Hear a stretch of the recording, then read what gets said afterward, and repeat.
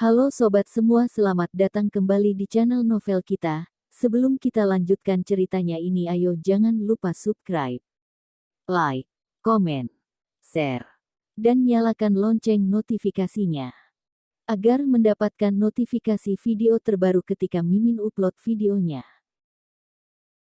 Dr. Stranger Thomas Keane, bab 615 cepat keluar. 40 triliun. Nilai jual dari perusahaan mereka sebelumnya hanya sebatas 20 triliun. Kini dalam sekejap mata bertambah 1 kali lipat. Keuntungan yang mereka dapatkan pun akan bertambah 1 kali lipat, dan yang terpenting adalah, CEO Zhu sudah menjanjikan ketetapan saham yang sama sekali tidak berubah. Sebenarnya CEO Zhu sama sekali tidak perlu melakukan hal itu. Sebab mereka sudah bangkrut, semua uang telah digelapkan Gael Zhu, sekalipun tidak mendapatkan sepeser pun, tidak ada siapapun yang dapat menuntut. Tetapi Melissa Zhu tetap memberikan bagian saham sebanyak itu pada mereka, jumlah saham dari semua pemegang saham mencapai 10 triliun, kemuliaan hatinya sungguh pantas dipuji-puji. Kelak aku akan bekerja bersama CEO Zhu, dipukul sampai mati pun aku tidak akan pindah. Benar, CEO Zhu paling bisa diandalkan. Kelak perusahaan kita masih bernama Wenhe Pharmaceutical Co., Ltd. Kan? Melissa Zhu tersenyum mengangguk. Kelak nama perusahaan ini menjadi Wenhe Pharmaceutical Co., Ltd. Aku adalah pemegang kekuasaan tertinggi. Kalian ingat baik-baik, orang luar tidak boleh dibiarkan masuk. Selesai berkata, Melissa melihat Gael Zhu sekilas. Sudah jelas siapa yang dia maksud sebagai orang luar, tentu saja orang-orang dari keluarga Zhu. Dulunya, perusahaan itu milik keluarga, termasuk usaha pribadi, semua orang menjadi pemimpin. Tetapi kini, perusahaan telah menjadi milik Melissa Zhu sendiri, tidak ada sedikitpun hubungan dengan orang lain. Gael Zhu tercengang melihat semua kejadian di depan mata. Melissa, kamu pasti sedang sandiwara di hadapanku, dari mana kamu menemukan orang luar negeri ini untuk membohongi kami semua? Melissa Zhu tersenyum dingin, berkata, Gael, kamu tidak memiliki hak untuk berada di dalam ruang rapat kami, silahkan keluar. Benar, cepat keluar. Beberapa laki-laki langsung menyeret Gael Zhu, membuangnya ke bawah tangga. Gael Zhu berteriak keras. Apa-apaan? Apa yang kalian lakukan? Aku CEO Zhu di sini. Kalian sudah gila ya, berani-beraninya main tangan denganku. Setelah Gael Zhu dibuang keluar, semua orang mulai menyibukkan diri. Wenhe Pharmaceutical Co., Ltd. Didaftarkan ulang, serta langsung dipasarkan. Dulunya keluarga Zhu tak kunjung memasarkannya karena cemas dengan masalah pendanaan. Tetapi kini segala sesuatu tidak lagi menjadi masalah, berkat bantuan Perdana Menteri Negara X, harga saham Wenhe Pharmaceutical Co., Ltd. pun melonjak dengan pesat. Setibanya di rumah, Gael Zhu terkejut melihat keadaan nyonya tua. Bu, ada apa dengan wajahmu? Nyonya tua melototinya sekilas, lalu berkata. Tidak apa-apa, bagaimana keadaan perusahaan? Raut wajah Gael Zhu menjadi kaku, segera berlutut ke lantai, berkata. Bu, aku bersalah pada ibu, perusahaan sudah tiada. Dua mata nyonya tua menjadi gelap, hampir jatuh pingsan. Apa kamu bilang? Sebenarnya apa yang terjadi? Gael Zhu mulai menceritakan kejadian dari awal hingga akhir, semakin mendengarnya, raut wajah nyonya tua semakin memburuk. Melissa Zhu, sejak kapan dia memiliki relasi dan tenaga yang begitu kuat? Salah. Bukan dia. Melainkan Thomas. Saat ini, nyonya tua akhirnya mengerti, semua relasi dan ide-ide itu pasti berasal dari Thomas Keane. Gael Zhu mengerutkan kening, lanjut bertanya. Apakah Thomas sungguh sehebat itu?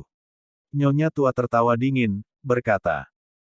Unta yang mati kelaparan berukuran lebih besar dari seekor kuda sehat, dulu keluarga Keane sangat berjaya, kita sama sekali tidak tahu relasi dan kemampuan tersembunyi seperti apa yang mereka miliki. Orang bermarga Keane ini, mungkin saja memiliki beberapa taktik andalan.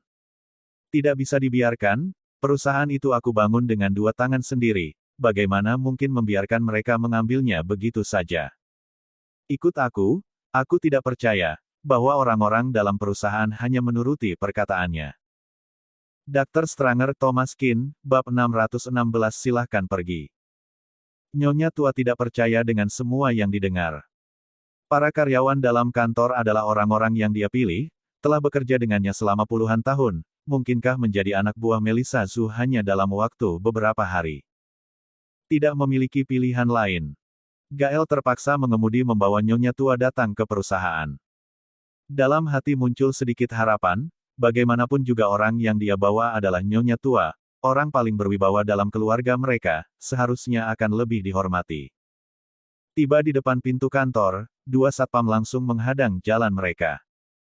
Mohon maaf, apakah sudah membuat janji terlebih dahulu? Gael Zhu melotot sambil berkata. Kamu buta ya? Bahkan nenek pun tidak kamu kenali lagi. Tentu saja satpam mengenal mereka berdua. Hanya saja Melissa telah berpesan saat rapat. Semua orang yang tidak berkepentingan dilarang masuk, terutama beberapa orang dari keluarga Zhu. Mereka tidak lagi berhubungan dengan perusahaan, maka dianggap sebagai tidak berkepentingan. Satpam berkata menjelaskan. CEO Zhu sudah berpesan, jika tidak membuat janji lebih dulu, orang luar tidak diperbolehkan masuk, silahkan kalian pulang.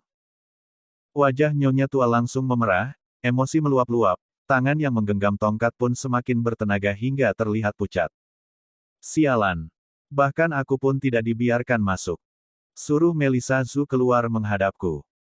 Melihat nyonya tua marah besar, satpam merasa bimbang sesaat, pada akhirnya segera menelepon ke ruangan direktur.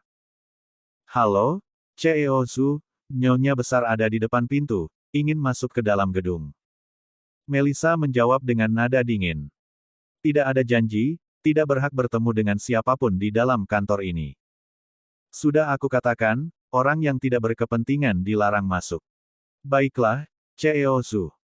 Setelah mendapat jawaban dari CEO Zhu, tentu saja satpam itu merasa lebih berani, dia pun berkata dengan sikap tegas. CEO Zhu sudah berkata, semua orang yang tidak berkepentingan dilarang masuk, silahkan kalian pergi. Raut wajah nyonya tua menjadi semakin buruk, berusaha keras mengatur nafas dengan menenangkan hati. Sialan, sialan. Nyonya tua mengeluarkan handphone, menelepon beberapa anak buahnya. Teddy. Sekarang aku ada di bawah gedung, mereka tidak mengizinkanku masuk, cepat turun jemput aku. Nyonya besar, mohon maaf, bukan aku yang tidak mau menjemputmu, tetapi perusahaan ini tidak memiliki hubungan lagi denganmu, kalian tidak bisa masuk. Apa? Ini perusahaan keluargaku, kenapa malah tidak berhubungan denganku? Kamu jangan sembarang bicara. Hehe, nyonya besar, Anda belum mengerti juga. Zus Pharmaceutical Co., Ltd. Milik kalian sudah bangkrut. Seisi perusahaan sudah diambil alih secara paksa oleh pihak bank, sekarang kami membentuk perusahaan baru dengan CEO Melissa Zhu. Sudah, sampai di sini dulu, aku sibuk kerja. Selesai berkata, telepon itu langsung dimatikan. Nyonya tua terbengong di tempat, sama sekali tidak menyangka, anak buah kepercayaannya, orang yang diangkat sebagai karyawan olehnya, malah bersikap demikian padanya. Nyonya tua berdiri selama setengah jam di depan gedung. Para karyawan di dalam makan, bekerja, disibukkan dengan berbagai hal, dan keluar masuk kantor seperti biasa. Melihat mereka berdua, para karyawan bagai melihatnya bagai pembawa sial, tidak menganggapnya ada, meski itu adalah orang yang mengangkatnya menjadi karyawan dulu, tetapi kini sama sekali tidak penting lagi bagi mereka. Perasaan itu membuat nyonya tua sangat kecewa, apakah perusahaan ini, sungguh tidak ada sangkut paut dengan dirinya lagi. Zus Pharmaceutical Co., Ltd., benar-benar telah tiada. Kelak tidak akan ada lagi nama Zus Pharmaceutical Co., Ltd. Di kota Donghai, tergantikan oleh Wenhe Pharmaceutical Co., Ltd., perusahaan yang menjadi milik Melissa Zhu sendiri. Setelah urusan di tempat Melissa diselesaikan, Thomas Qin pun datang ke jalan tabib. Saat ini jalan itu sedang ditutup oleh sekelompok orang. Dengan kelincahan tubuh, Thomas Qin menyelinap ke dalam, terlihat Dennis Zheng sedang memegang sebuah tongkat pendek, sambil melindungi di depan Imelda Ye dan Noel Kong.